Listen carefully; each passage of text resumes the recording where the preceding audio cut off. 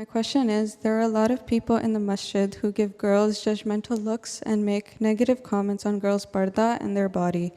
In this situation, if someone is making those comments about us, what should we do? پہلے تو یہ جو لوگ ایسی حرکتیں کرتے ہیں وہ بےہودہ ہیں. قرآن کریم نے اگر عورتوں کو پردے کا حکم دیا ہے، اس سے پہلی آیت میں مردوں کو کہا ہے کہ اپنی نظریں نیچی رکھو، بلا وجہ اپنے لسٹفل آئیز عورتوں کی طرف نہ رکھو، یا اس قسم کی کریٹیکل آئیز نہ رکھو جس پہ کسی بھی حیثیت سے ان کو تم کمتر دیکھ رہے ہو. کسی بھی صورت میں لڑکی کو انڈرمائن نہیں کرنا چاہیے کسی حالت میں بھی. ٹھیک ہے، تو یہ تو پہلے تو ان کے لیے سبق ہے نا کہ لوگ اپنی اصلاح کریں.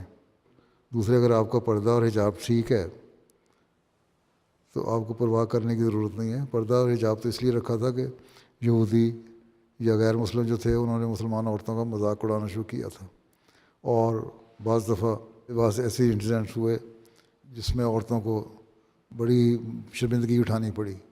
اس کی وجہ سے پھر اللہ تعالیٰ نے قرآن کریم میں پردے کا حکم بھی اتارا، اور مسلمان عورتوں کو بھی کہا کہ تم لوگ پردہ کرا کرو، تمہاری ایک آئیڈینٹی رہے.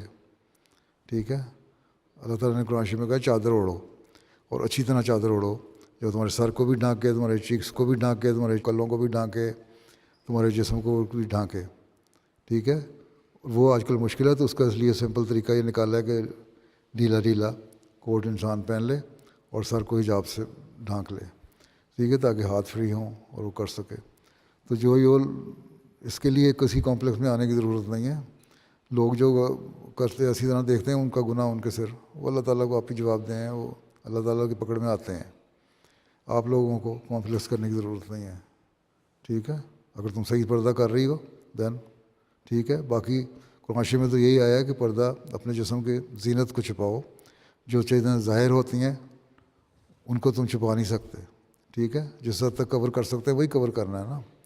ہاتھ پاؤں یہ جسم کا ہے بعض دفعہ، تو ہر ایک جسم کی اپنی اپنی جسامت کے حساب سے، فزیک کے حساب سے، مختلف فیچرز کے حساب سے مختلف حالتیں ایسی ہوتی ہیں کہ بعض دفعہ نہیں چھپ سکتی.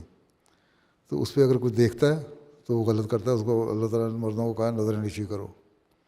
ٹھیک ہے، تو پھر مردوں کی اصلاح کروا لو. تم لجنا ایک موو چلاؤ کہ اپنے گھروں سے مردوں کی اصلاح کرنی ہے. ہر ایک اپنے اپنے گھروں میں مردوں کی اصلاح کر لے تو قوم ٹھیک ہو جائے گی. ٹھیک ہے، عورتیں بھی ٹھیک ہو جائیں گی پھر. ٹھیک ہے.